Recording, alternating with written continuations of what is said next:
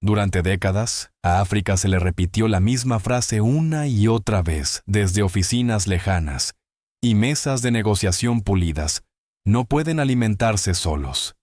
Que sin asesoría extranjera, sin semillas importadas, sin contratos escritos en otros idiomas, el campo africano estaba condenado a la escasez. Muchos lo aceptaron, otros lo soportaron en silencio. Pero hoy en el corazón del Sahel, esa historia empieza a resquebrajarse de una forma inesperada. En Burkina Faso, un país que rara vez aparece en los titulares occidentales, se está tomando una decisión que no suena ruidosa, pero que puede cambiarlo todo. No se trata de oro, ni de petróleo, ni de bases militares. Se trata de algo mucho más básico y al mismo tiempo mucho más poderoso: la tierra que alimenta a su pueblo. En lugar de mirar a Washington, Bruselas o París en busca de soluciones agrícolas, Burkina Faso ha girado la mirada hacia el sur, hacia otro país africano, con una historia marcada por el mismo pasado colonial: Argelia. Esto no es una alianza anunciada con grandes discursos ni promesas grandilocuentes. Es una cooperación silenciosa entre dos naciones que conocen el precio de la dependencia y el valor de la soberanía. Dos países que aprendieron cada uno a su manera que la libertad política no sobrevive sin independencia económica, y que no hay independencia más profunda que decidir cómo y para quién se cultiva la tierra.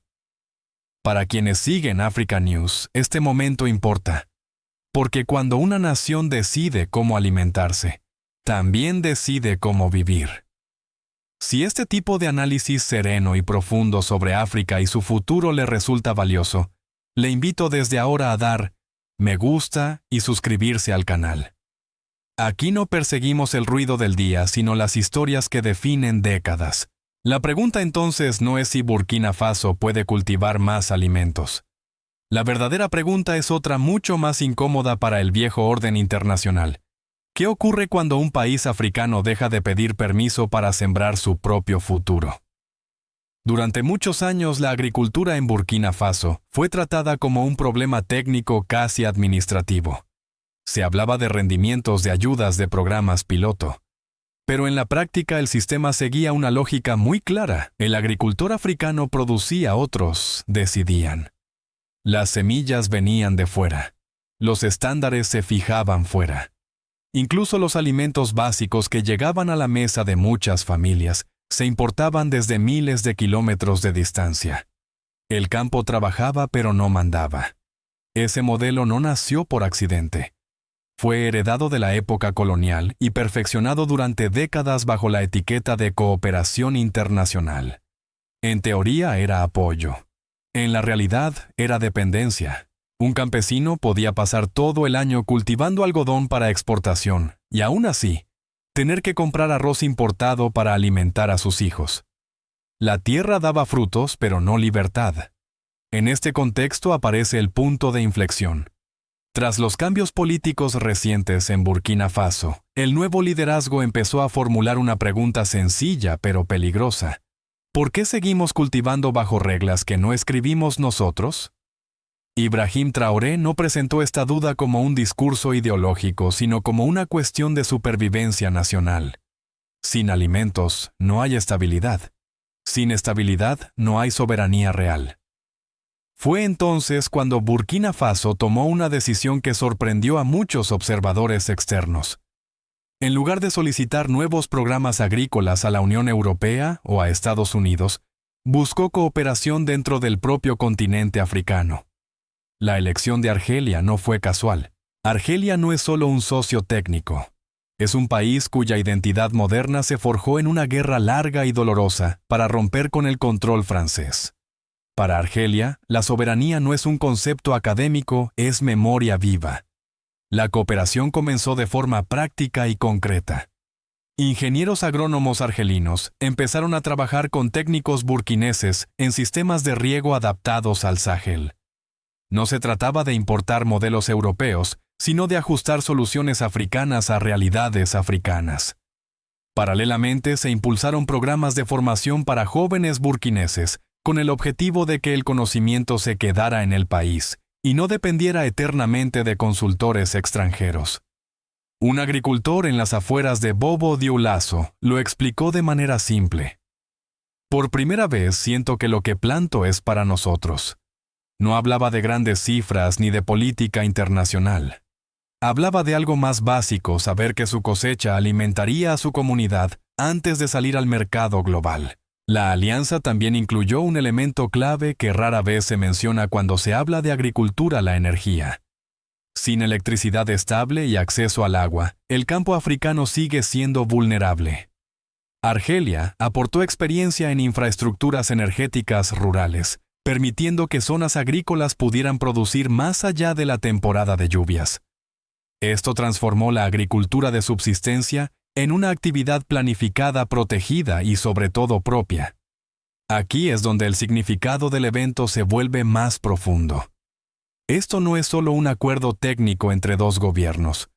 Es un mensaje político silencioso.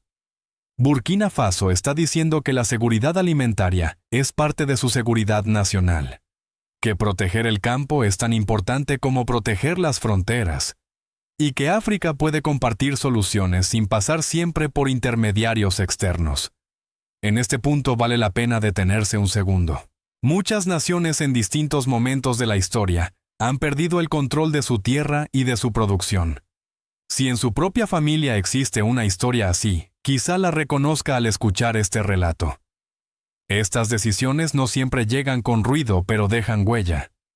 La pregunta que empieza a inquietar a muchos observadores internacionales no es si esta cooperación funcionará en el corto plazo. La pregunta es más amplia y más incómoda. Cuando un país africano decide cómo cultivar, cómo formar a su gente y cómo proteger su alimento, ¿quién pierde realmente influencia en el largo plazo? El clímax de esta historia no llegó con banderas, ni con discursos encendidos, ni con aplausos frente a cámaras internacionales. Llegó de una forma mucho más inquietante. Llegó cuando por primera vez en décadas nada explotó. No hubo advertencias. No hubo amenazas públicas. Hubo silencio. Y ese silencio empezó a pesar más que cualquier sanción. En los campos de Burkina Faso el cambio no se anunció, se sintió. La tierra comenzó a responder de otra manera. Donde antes la siembra seguía calendarios impuestos desde fuera, ahora seguía las necesidades de la comunidad. Donde antes se cultivaba pensando en exportar, ahora se cultivaba pensando en comer. Para muchos agricultores no fue un giro ideológico, fue una revelación íntima trabajar la tierra sin miedo. Los primeros resultados no fueron espectaculares en cifras globales, pero sí devastadores para el viejo relato. Sistemas de riego funcionando en meses tradicionalmente secos. Almacenes llenándose antes de que llegaran los camiones extranjeros. Jóvenes técnicos burkineses tomando decisiones sin esperar autorización externa. Cada uno de estos gestos era pequeño, pero juntos formaban algo peligroso: autonomía en movimiento. Aquí es donde la historia cruza su punto de no retorno. Porque cuando un pueblo empieza a resolver lo esencial por sí mismo, el control externo deja de ser visible y empieza a desvanecerse. Dentro de Burkina Faso, la reacción fue profunda y contenida. No hubo euforia. Hubo algo más serio, algo más duradero. Confianza. Un oficial del ejército encargado de proteger rutas agrícolas estratégicas lo dijo sin adornos: un país con comida es un país que no se arrodilla. Esa frase, pronunciada sin intención de convertirse en titular, encapsuló el momento histórico.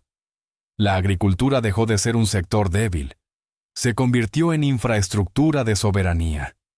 Los agricultores mayores, aquellos que habían vivido la época colonial y las décadas posteriores, reconocieron algo que no se podía medir en toneladas. Uno de ellos lo expresó mirando el suelo que pisaba.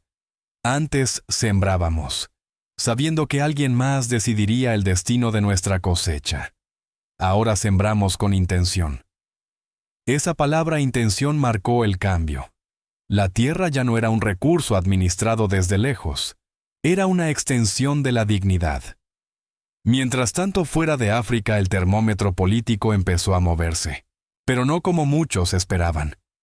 En Washington no hubo declaraciones duras. En Bruselas no se convocaron ruedas de prensa de emergencia. París guardó una distancia casi incómoda. Esa ausencia de ruido no significaba indiferencia, significaba cálculo. Cuando un sistema ha funcionado durante décadas sin ser cuestionado, el mayor peligro no es el rechazo abierto, sino la irrelevancia silenciosa. Analistas occidentales comenzaron a usar palabras cuidadosamente neutras. Experimento caso aislado, cooperación limitada. Pero detrás de ese lenguaje técnico se escondía una inquietud más profunda. Burkina Faso no estaba rechazando una oferta concreta. Estaba saltándose el marco completo. No pedía permiso. No negociaba dependencia. Simplemente avanzaba. El momento de máxima tensión llegó cuando se hizo evidente que esta cooperación con Argelia no estaba diseñada para durar un ciclo político, sino una generación. No era un proyecto piloto, era una dirección estratégica.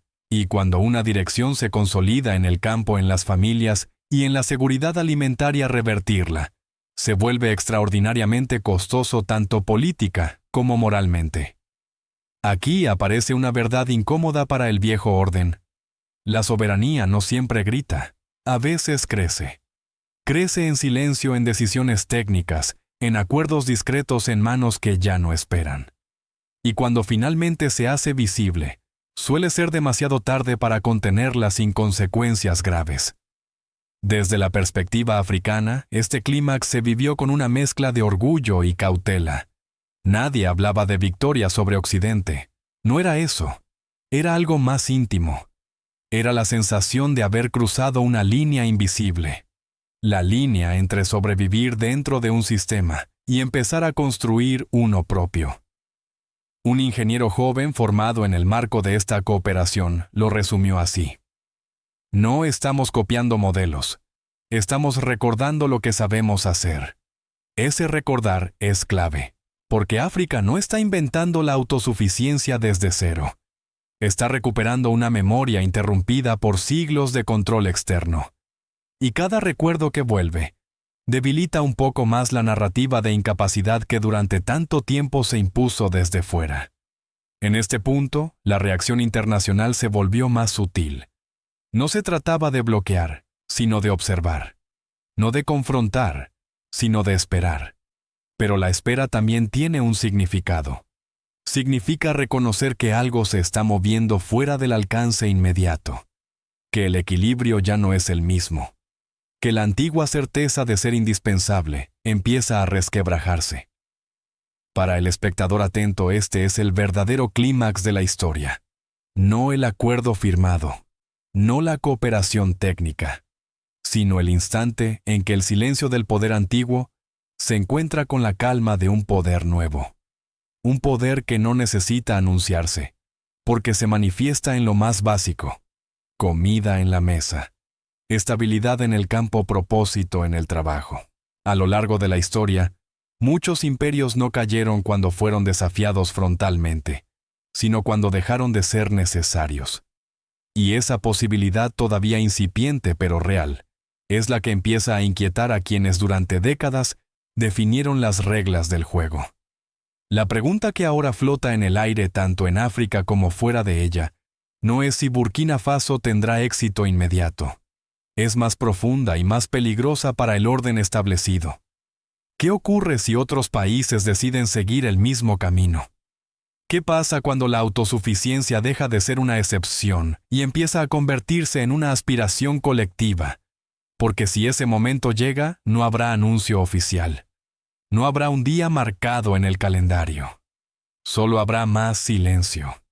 Y en ese silencio, el mundo descubrirá que el centro de gravedad ha comenzado a desplazarse. Las consecuencias de esta transformación no tardaron en sentirse primero en silencio y luego de manera más visible en la vida cotidiana de Burkina Faso. Cuando la agricultura deja de ser un sector olvidado y se convierte en una prioridad estratégica, el impacto no se limita a los campos.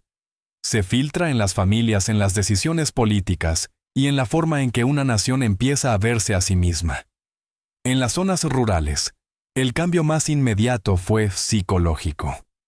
Durante años muchos agricultores trabajaron con la sensación de que su esfuerzo no alteraría su destino. Sembraban, cosechaban y vendían bajo reglas impuestas sin control real sobre precios ni prioridades. Con la nueva orientación, esa resignación comenzó a desaparecer. No porque la vida se volviera fácil de repente, sino porque el trabajo volvió a tener sentido. Cuando el agricultor sabe que su cosecha alimentará primero a su comunidad, su relación con la tierra cambia. Este cambio tuvo un efecto directo en la estabilidad social. Allí donde hay alimentos disponibles y previsibilidad, disminuye la presión para migrar. Jóvenes que antes soñaban con abandonar el país, comenzaron a considerar quedarse. No por patriotismo abstracto, sino porque vieron oportunidades concretas, formación técnica, empleo agrícola digno y un futuro menos incierto. Para un país que ha sufrido desplazamientos y tensiones internas, este factor es crucial. A nivel político, la agricultura pasó de ser un tema secundario a ocupar un lugar central en el discurso de seguridad nacional. El Estado empezó a tratar los corredores agrícolas, los sistemas de riego y los almacenes de grano como infraestructuras estratégicas. Esto no significó militarizar el campo, sino protegerlo. El mensaje era claro: un país que no controla su alimentación es vulnerable, sin importar cuántos acuerdos diplomáticos firme. Este enfoque también modificó la relación entre el gobierno y la población. En lugar de promesas abstractas de desarrollo, la gente comenzó a medir la acción política en resultados visibles, cosechas más estables, precios menos volátiles, mayor acceso a alimentos locales. La legitimidad dejó de depender únicamente de discursos y empezó a anclarse en hechos cotidianos. Esa es una base de poder mucho más sólida y al mismo tiempo más exigente. Desde el punto de vista institucional, la cooperación con Argelia reforzó una idea que durante décadas pareció impensable: que los países africanos podían diseñar políticas públicas complejas sin tutelaje externo. Esto no eliminó todos los problemas, pero cambió la lógica de fondo. Las decisiones ya no se tomaban pensando primero en cómo serían recibidas fuera, sino en cómo afectarían dentro del país. Esa inversión de prioridades es en sí misma un acto político profundo. También hubo tensiones, como era de esperar. Reorganizar la producción agrícola implica tocar intereses establecidos, contratos antiguos y cadenas de suministro acostumbradas a operar de una sola manera. Algunos actores locales beneficiarios del viejo sistema expresaron dudas y resistencias. Pero el contexto había cambiado. Cuando la población percibe beneficios tangibles, la resistencia pierde fuerza. Un padre de familia en una comunidad rural resumió este momento con palabras sencillas: antes dependíamos de camiones que venían de lejos. Ahora dependemos más de nosotros. Esa frase aparentemente modesta encierra una transformación enorme. Dependencia no solo económica, sino mental. Y la independencia, cuando empieza en la mente, tiende a expandirse.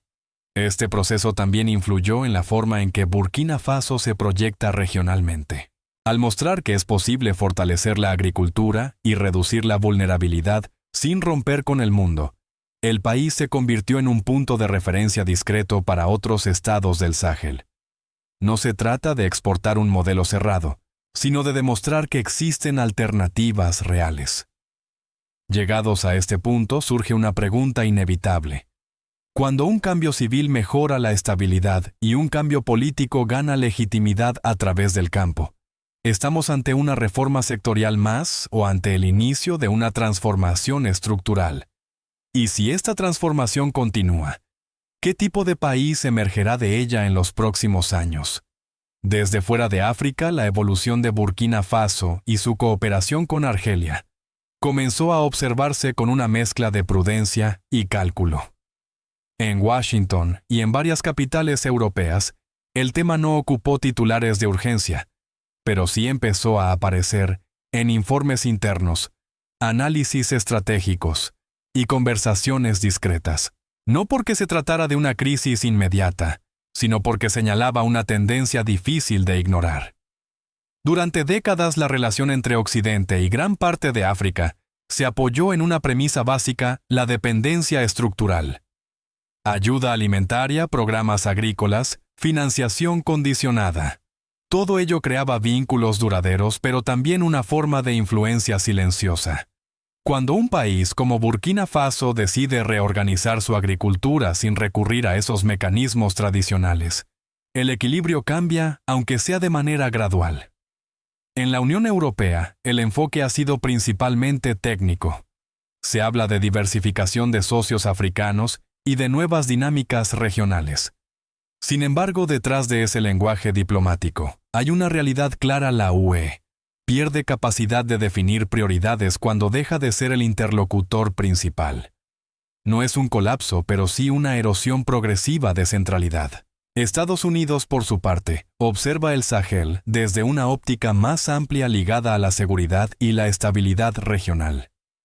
Para los analistas estadounidenses, la pregunta no es solo económica, es estratégica. Un África que fortalece su autosuficiencia alimentaria reduce factores de inestabilidad, pero también limita la necesidad de intervención externa. Y eso obliga a replantear viejas suposiciones.